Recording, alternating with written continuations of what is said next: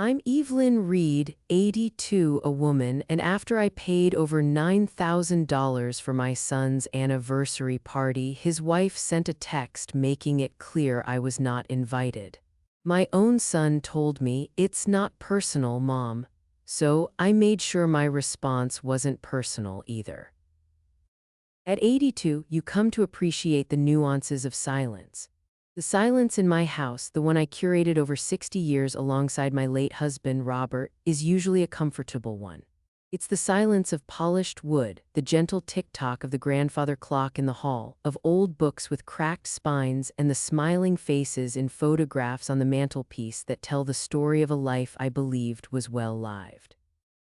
I have recently been reminded that comfort is a fragile state and that a lifetime of love does not guarantee a lifetime of respect. My son David is my only child. He is 55, a successful architect with a wife, a sprawling modern house, and a life that seems a universe away from the simple one I knew. To me, of course, he is not the man in the bespoke suit, but the 5-year-old boy with a persistent cowlick and scraped knees, his face beaming with pride as he presented me with a bouquet of dandelions, their sunny heads already starting to wilt in his small, tight fist. It is a mother's curse, I suppose, to see the past and present simultaneously, to hold the memory of the boy inside the reality of the man. His wife, Clara, is a different story. For the 30 years they have been married, an invisible, polite wall has stood between us. Clara moves through life with a purpose I can only describe as sharp. She is all crisp angles, calculated smiles, and an efficiency that leaves no room for sentiment. When she married David, I harbored gentle hopes of building a bond, the kind I'd read about between mothers and daughters-in-law. I hosted teas, I chose her birthday gifts with painstaking care, I offered to babysit their children, my grandchildren, at a moment's notice. But my efforts were always met with a cool, detached appreciation that felt more like a social obligation than genuine warmth. Over the years, that wall became thicker, reinforced by small, seemingly insignificant acts of exclusion that, when strung together, formed a heavy chain around my heart. I recall one Christmas about a decade ago. My grandchildren were teenagers, and the entire family was gathered at David and Clara's. I had spent a week baking Robert's favorite sugar cookies, using the star-shaped cutters he'd bought me on our first Christmas together as a married couple. I arrived with a large, festive tin, the cookies meticulously decorated with delicate icing. Clara took the tin with a smile that didn't reach her eyes. "Oh, thank you, Evie, how quaint, I'll just put these in the kitchen." They were never brought out. Later, when dessert was served, it was a perfect-looking and perfectly tasteless store-bought cake. My grandson, bless his earnest heart, asked, "Where are Grandma's cookies?" Clara just waved a dismissive hand. "Oh, we have plenty of dessert, sweetie." "No need to overdo it." David, standing right beside her, said nothing. He just offered me a quick, apologetic glance before steering the conversation toward the stock market. A plate of cookies is a tiny thing, but it felt like a door being quietly, firmly shut in my face. Another time, David won a prestigious architectural award. I was so proud I felt my heart might burst. I read about the upcoming awards ceremony in the local paper and waited with a fluttering hope for an invitation, a call for any mention of it. None came. A week later, I finally called David to congratulate him. "Oh, Mom, thanks. It was a great night," he said, his voice rushed. I swallowed my pride and asked, "Was it a big event?" He hesitated. "Yeah, pretty big." Clara's whole family was there. It was mostly a work thing, you know, very stuffy. You would have been bored. You would have been bored. The words were a casual dismissal, not just of my interest, but of my place in his life. He and Clara had decided that my pride in him was something to be acknowledged with a brief phone call, an afterthought to an event I was not deemed fit to attend. But the most telling pattern was the financial one. My Robert had been a careful, intelligent man. He'd invested wisely, and he left me more than comfortable. I never wanted for anything, and my greatest joy was using that financial security to ease the burdens of my family. When the grandchildren needed braces, I wrote the check. When they went to college, I established a fund to cover their tuition, sparing David and Clara the stress. They accepted these gifts with an unnerving ease, and over time their gratitude softened into expectation. My support became not a gift but a given. A few years ago, they decided to renovate their kitchen. Clara showed me brochures filled with Italian marble and top-of-the-line appliances. She sighed dramatically. "It's a Drea." Of course, we could never afford it right now. The implication hung in the air, thick and expectant. I loved my son and I wanted him and his family to have a beautiful home, so I offered to help. My help ended up covering nearly half the cost of a kitchen that was more luxurious than my entire house. The thank you note I received was a single, crisp card signed only by Clara. So when they approached me about their 30th anniversary, I should have been wiser. I should have seen the well-worn path they were leading me down. But my heart, it seems, has a foolishly short memory when it comes to the boy with the dandelions. All I saw was a chance to do something wonderful for him, to celebrate a milestone in his life. I saw my son and I opened my heart and my checkbook once again. The Gilded Cave. It was a Sunday afternoon in late spring when their car, a sleek silver sedan that always looked out of place in my gravel driveway, pulled up.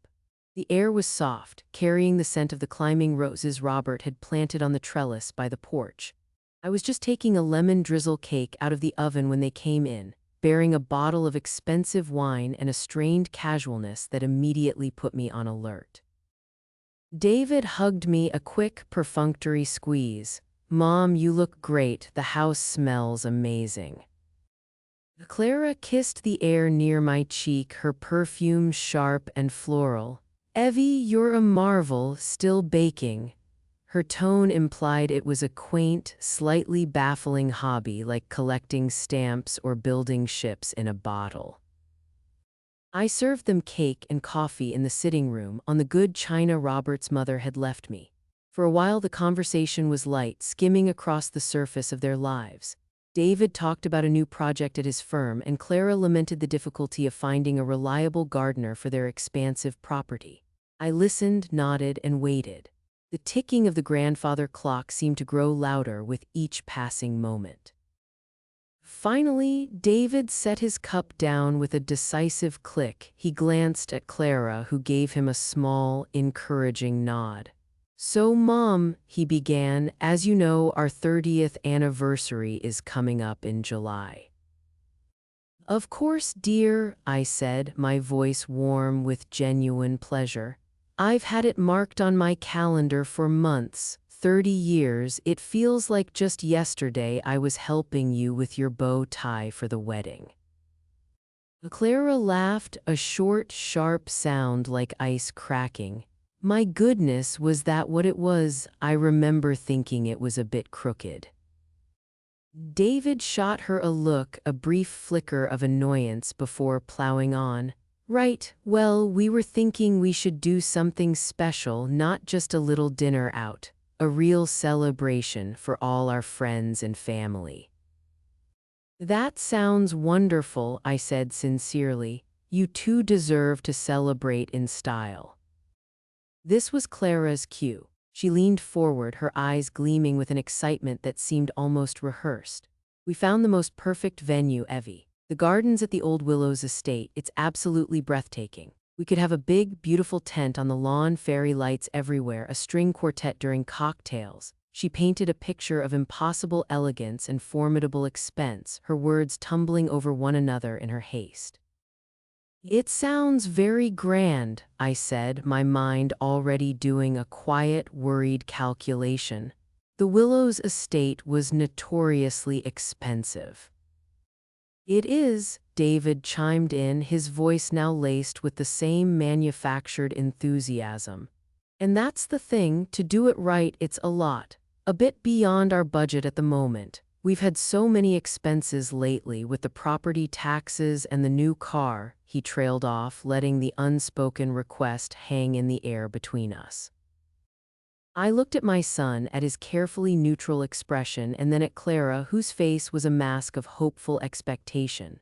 The silence stretched, filled only by the rhythmic ticking of the clock in the hall. This was the moment. This was the reason for the visit, for the wine and the strained compliments. I was not just being considered as a guest for this hypothetical party, I was being positioned as its primary benefactor. A part of me, a small, weary voice of experience, wanted to say no. It wanted to ask them why a celebration of their love required a string quartet and a tent large enough to house a small army. It wanted to point out that Robert and I had celebrated our 30th anniversary with a simple, candlelit dinner at our favorite local restaurant, and our joy had been no less profound for its lack of grandeur.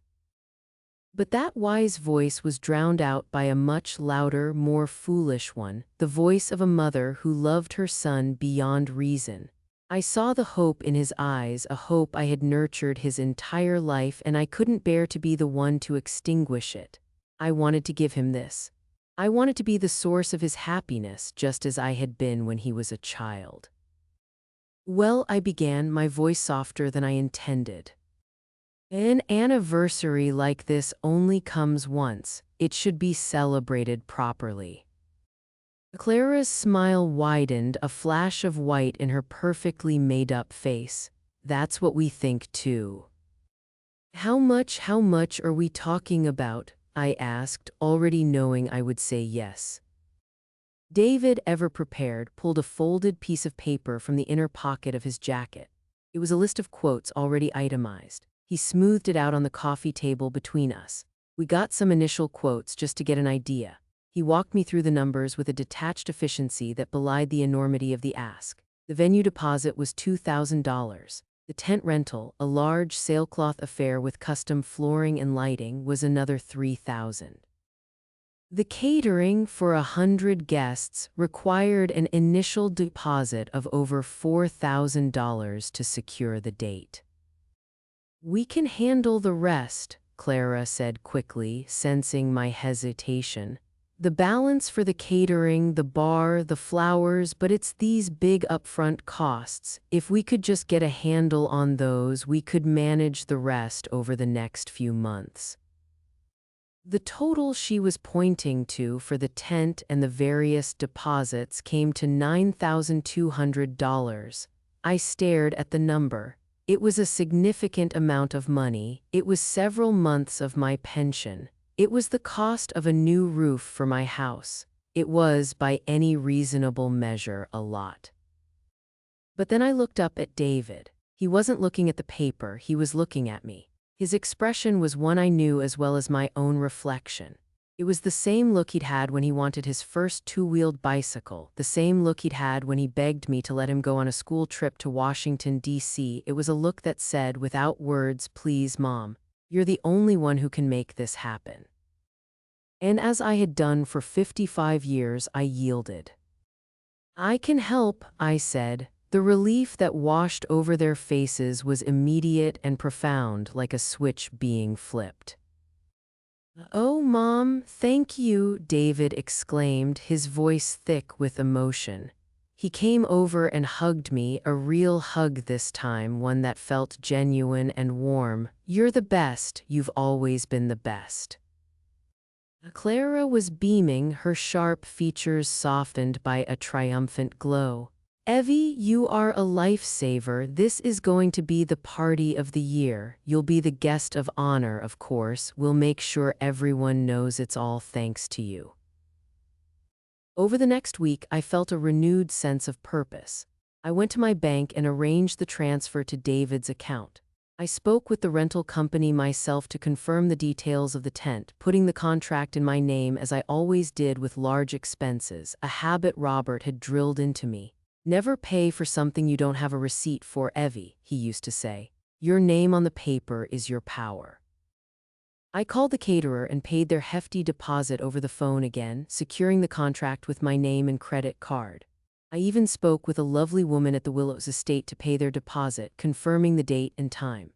Each transaction was a little thrill. I was building their party piece by piece. I pictured the tent glowing on the lawn, heard the murmur of happy guests, and saw the proud smiles on David and Clara's faces. I felt needed. I felt important. I felt like a part of their world. It was a beautiful, intoxicating feeling. and it was the last beautiful feeling I would have for a very long time. The digital execution. The initial joy of my grand gesture carried me through the next couple of weeks. I would sit in my garden, sipping my afternoon tea, and imagine the party. I thought about what I would wear, perhaps the blue silk dress I'd bought for my granddaughter's wedding. I wondered if they would ask me to make a toast. I even practiced a few lines in my head, simple words about enduring love and the pride I felt seeing my son build a life with the woman he loved. I was living in a soft, pleasant daydream, completely unprepared for the cold slap of reality that was coming my way.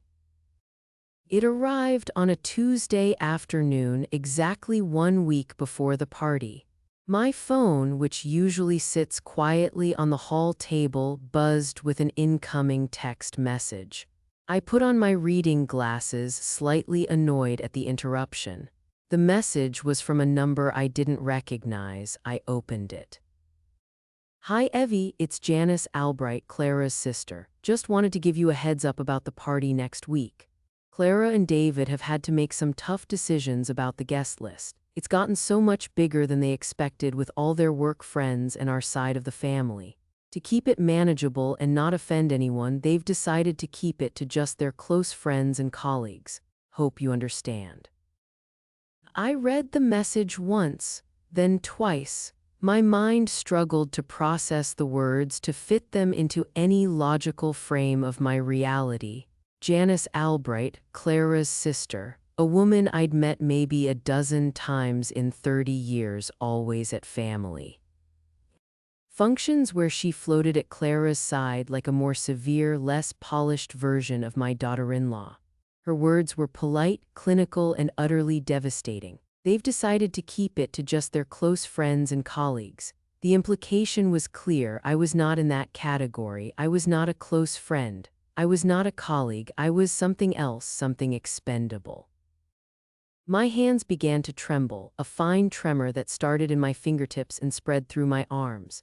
This had to be a mistake, a grotesque misunderstanding. Janice must have sent it to the wrong person, or maybe she was misinformed. David would never allow this. My own son. I was about to call him, my fingers fumbling with the touchscreen when a second message arrived. This one was from David. My heart leaped with a desperate relief. He was writing to clear this all up, to apologize for his meddling sister-in-law. His text was short, brutally so. "Hey Mom, just following up on Janice's message. Sorry about this, it's just gotten really complicated. We have so many people to invite and the venue has a strict capacity limit. It's not personal, I promise. We'll do a separate little dinner with you sometime soon to celebrate." It's not personal. The 4 words hit me with the force of a physical blow. I sank down onto the hard wooden bench by the phone table. The air left my lungs in a silent gasp. It wasn't a mistake. It was a coordinated, calculated decision. They had tasked Clara's sister with delivering the initial blow, the cold, impersonal news. And then my own son, my David, had swooped in to confirm it, wrapping the mortal insult in the flimsy, transparent paper of a hollow apology. It's not personal. But how could it be anything but personal? They had taken my money, the money that paid for the very venue with the strict capacity limit, and then informed me there was no room for me there. They were using my love as the foundation for a party from which I was explicitly, cruelly excluded. I thought of the contracts in my name, the tent, the caterer, the venue deposit, all secured by me, Evelyn Reed. The guest of honor, Clara had called me. It was a bitter, cruel joke that now tasted like poison in my mouth. They didn't see me as the guest of honor, they saw me as the bank, and now that the funds had been transferred, the bank was closed.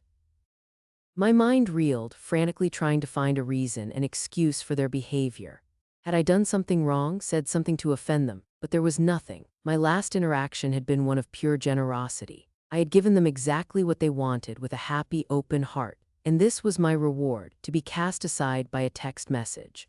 To be told that my presence at my own son's 30th anniversary celebration was an inconvenience. The phone felt heavy and cold in my hand. I scrolled up and read the messages again, the words blurring through the tears that now welled in my eyes.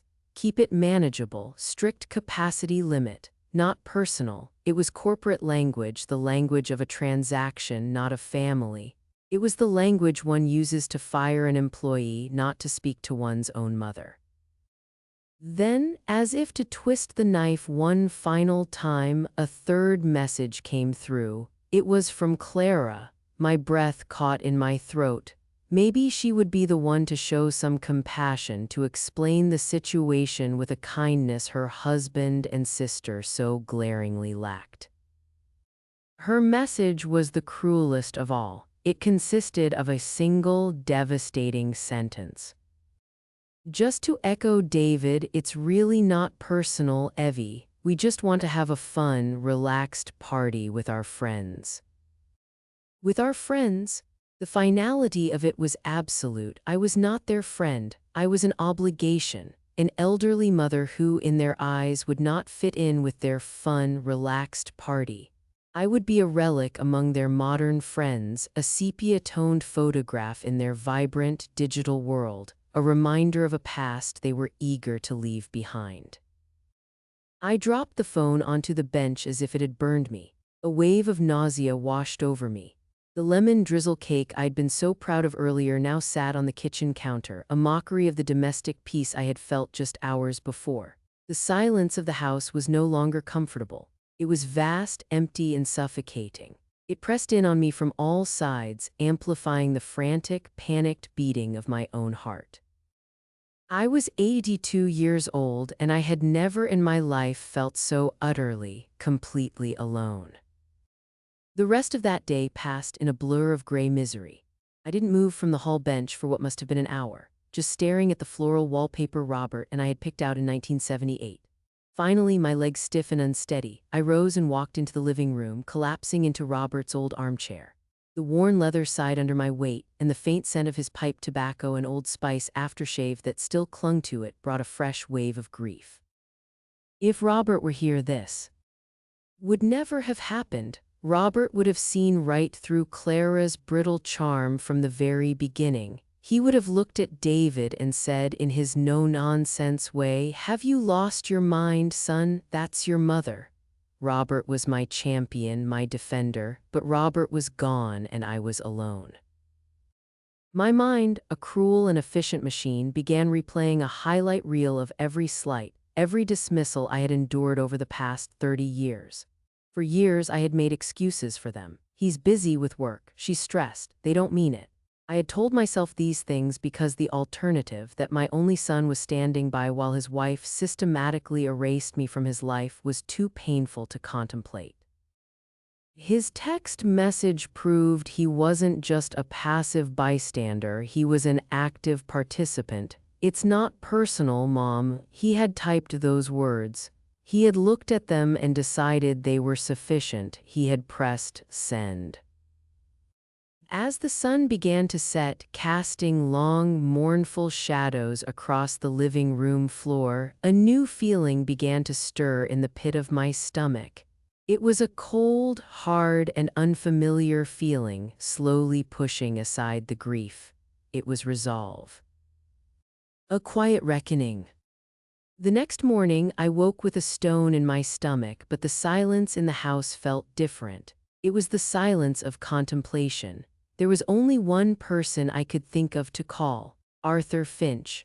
Arthur had been Robert's best friend since boyhood and our lawyer for over 40 years. He was a link to Robert and to a time when my world made sense.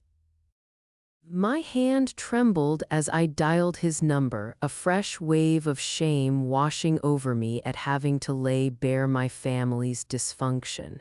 He answered on the second ring, his voice as warm and steady as ever. "Evelyn, to what do I owe the pleasure?" The story came tumbling out. I told him everything. When I finished, my voice a near whisper as I read him the text messages, there was a long silence. When he finally spoke, his voice was low and tight with an anger that was entirely on my behalf. "The ungrateful little," he started, then cut himself off. "Evelyn, I am so profoundly sorry, it's monstrous." His validation was like a balm on my wounded soul. I just don't know what to do, Arthur, I whispered. All right, let's take the emotion out of this for a minute, Evelyn, he said, his tone shifting to the one he used in court. Let's look at the facts. In fact 4, the most important one, the contracts for the tent, the caterer, the venue deposit, you paid for them directly, correct? The contracts are in your name. It was the question that had been circling in my own mind. Yes, I said, a little stronger this time. Robert always told me to do it that way. God bless Robert and his practicality, Arthur said, a smile in his voice.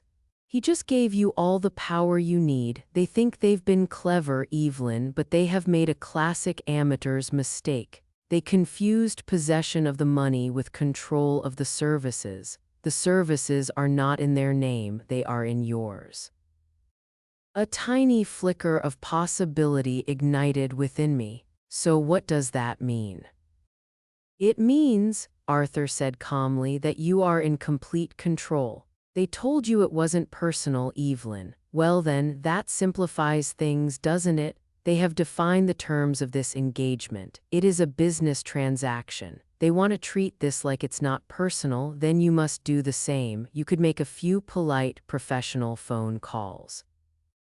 You could contact the vendors to whom you are financially obligated and, due to a change in your personal circumstances, inform them that their services will no longer be required. The idea was audacious, terrifying, and absolutely perfect. It wasn't screaming or crying or begging. It was quiet, it was dignified, it was business. Can I do that? I asked. Can I just cancel everything? Evelyn Reed, you can do whatever you damn well please, Arthur said firmly. It's your money and your name on the line. They wanted a party without you in it, Evelyn. What you have to decide is if you are willing to give them a party at all. I hung up the phone, the fog of grief replaced by the crystal clear air of purpose. I went to my desk, took out a piece of my best stationery and made a list. The Sailcloth Tent Company, the Elegant Palette Catering, the Willows Estate. It was time to make some phone calls. My heart was thumping, but my voice when I spoke to the cheerful young woman named Brittany at the tent company was surprisingly steady. I explained the situation simply and truthfully. I was funding the event for my son's anniversary, I said. After I paid for everything, including your tent, I was informed that I was no longer invited to the party. The silence that followed was profound. You're kidding me, Brittany finally stammered. I assured her I was not. After a brief, muffled conversation with her manager, she came back on the line, her voice full of sympathy. Mrs. Reed, my manager agrees this is a unique and frankly terrible situation. We are going to refund your deposit in full. And for what it's worth, your son and his wife don't deserve a party at all, let alone one with our tents. A wave of relief so powerful it made me dizzy washed over me. One down. My next call was to the Elegant Palette Catering. A man with a harried, booming voice answered. Elegant Palette, this is Chef Antoine. He was less immediately sympathetic. Madame Reed, he said, his French accent thick and impatient, this is highly irregular. The deposit is, of course, non-refundable. I understand your position, Chef, I said, my voice remaining level. However, I am an 82-year-old widow who has been treated very poorly by her own child. I am simply trying to mitigate my losses. There was a long, dramatic sigh. They uninvited their own mother, he asked, a note of disbelief in his voice. Yes, I said softly. Another sigh, this one more resigned. This is against all my policies. But my own mammon, she would haunt me from the grave if I took money from a mother treated this way. Very well, Madame Reed, I cannot refund the full deposit. Some ingredients are already purchased, but it will be a credit on your account. You can use it for another event, a party for yourself, perhaps, one where you are the guest of honor for real." Tears sprang to my eyes. The final call was to the Willows estate. A cool, professional voice answered. This time I didn't cancel the booking. Following Arthur's strategic advice, I simply withdrew my financial backing. "To be clear, Ms. Davenport," I said, "I am the signatory on the rental agreement. I am informing you that I will not be paying the remaining balance on the venue fee. My financial involvement with this event is over. Any further dealings will have to be with Mr. and Mrs. David Reed." Ms. Davenport was silent for a long moment. "I see," she said, her voice still cool but with a new undertone of what might have been respect. "The remaining balance of $8,000 is due before the event begins on Saturday. If that balance is not paid, the party will not be permitted to proceed on our grounds." "I understand perfectly," I said. I hung up the phone and looked down at my list. There were 3 neat checkmarks on the paper. It was done. I had not raised my voice. I had not cried or pleaded. I had simply, quietly and methodically dismantled their entire party. A strange sense of calm washed over me. It was the quiet satisfaction of having stood up for myself. The rest of the week passed in a state of suspended animation. My phone remained silent. I tended my garden. I read my books. I waited for Saturday. The unraveling. Saturday dawned bright and clear, a painfully beautiful day for a garden party that was not going to happen. I woke up early and made myself a pot of tea, taking it out to the back porch. For the first time in a week, the stone in my stomach was gone. Around 9 in the morning, my phone began to ring. It was David. I looked at his name on the screen, took a slow sip of my tea, and set the phone face down on the table. He called again a minute later, and again 5 minutes after that. Then came the frantic texts. "Mom, call me. The tent company just said their truck isn't coming. What's going on? Mom, seriously, call me back. This isn't funny."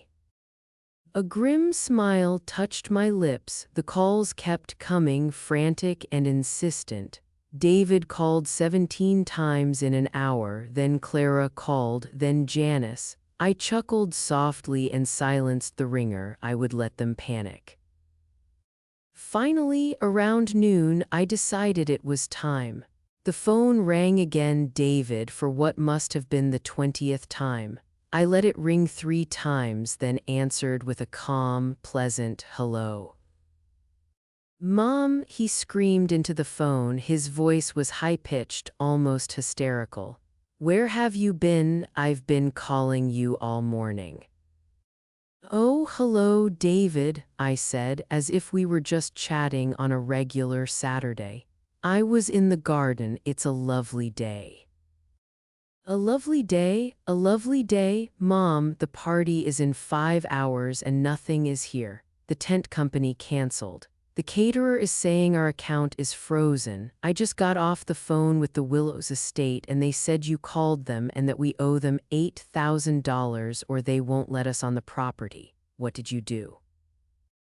I paused, letting his frantic words hang in the air. I took another sip of my tea before I answered, my voice as smooth as glass. "I'm not sure I understand the confusion, David. I simply took care of some business." "Business? What business?" he yelled. "Well, when you and Clara and Janice made it so very clear that my presence was not required at the party, I assumed that my financial presence wasn't required either," I said. "The contracts for those services were in my name. As I was no longer an invited guest, I saw no reason to continue providing the funding for an event I was in." Welcome at, you told me it wasn't personal, and I'm telling you the same, it was just a business decision." There was a stunned, choked silence on the other end of the line. I could hear Clara's voice in the background, sharp and furious. "What is she saying? What did she do?" David finally found his voice, but it was weak, deflated. "Mom, you can't be serious. You've ruined everything. All our friends are coming. What are we supposed to do?" That sounds like a personal problem, dear, I said, the words cool and precise. And you were very clear that this was not supposed to be personal. I suggest you and Clara figure it out. You're both very resourceful. But the money, he stammered, the $9,000. The tent deposit was refunded to my account, I informed him. The catering deposit is now a credit in my name, which I plan to use for a lovely party for my own friends. And the venue deposit, well, you can consider that a $2,000 lesson in etiquette. Perhaps next time you'll think twice before you take someone's money and then uninvite them from the party they paid for. I heard a sharp gasp, and then Clara grabbed the phone. "You vindictive old woman," she shrieked. "How could you do this to us after everything we've done for you?" The sheer audacity of that statement after 30 years of me funding their lives almost made me laugh. Everything you've done for me, Clara, that is a very interesting version of reality. But I'm afraid I don't have time to discuss it right now. I have hydrangeas to prune. And with that, I ended the call. The new terms.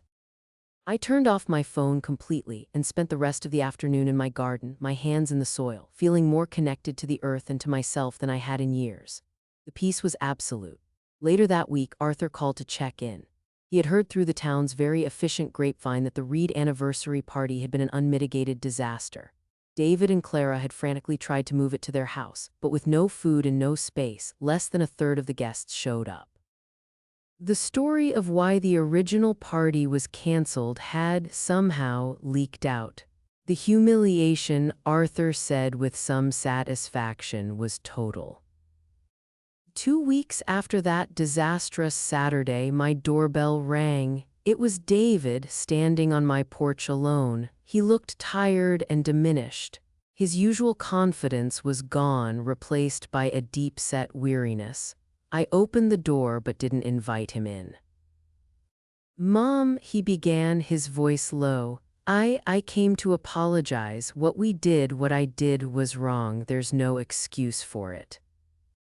I just looked at him, my expression unreadable. "Why are you here, David?" "I miss you," he said, and his eyes welled up with genuine tears. "I miss my mom. I let things get out of hand for years. I was weak and I was a coward and I hurt you. I am so sorry." It was the first real apology I had heard from him in decades. A part of me, the mother that still resided deep in my soul, wanted to fold him into my arms and say it was all okay. But I was not the same woman I was 3 weeks ago. "I hear your apology, David," I said, my voice quiet but firm. "But an apology doesn't erase the disrespect. It doesn't erase 30 years of being made to feel small and unimportant. Things cannot go back to the way they were. The bank of Mom is closed. My time, my energy, and my love are no longer unconditional resources for you and Clara to draw from whenever you please." He nodded, wiping a tear from his cheek. "I understand. Can we start over, just you and me? Can I take you to lunch next week?" I considered it for a long moment, looking at the man who was once the boy with the dandelions. "Perhaps," I said. "You can call me next week and we will see, but David, understand this. Our relationship from this day forward will be on my terms, not yours, not Clara's, mine." He looked at me, really looked at me, and for the first time in a very long time, I think he saw not just his mother, but Evelyn Reed, a woman of substance and of strength. A woman who had finally learned the difference between giving and being taken. He nodded slowly, a look of dawning respect in his eyes. "Okay, Mom," he said. "Okay." He turned and walked back to his car, and I went back inside my quiet, peaceful house. I learned something profound from all of this. I learned that boundaries are not walls you build to keep people out. They are lines you draw in the sand to teach people where you stand and how you expect to be treated. For most of my life, I had no lines. My love was a vast, open field where anyone could wander, take what they wanted, and leave muddy footprints on their way out. The pain of my son's betrayal was terrible, but it forced me to finally build a fence, not out of spite, but out of self-respect. I learned that saying no is not a selfish act, but a necessary one, and I learned that true peace doesn't come from the approval of others, but from the quiet, unshakable knowledge that you have honored yourself.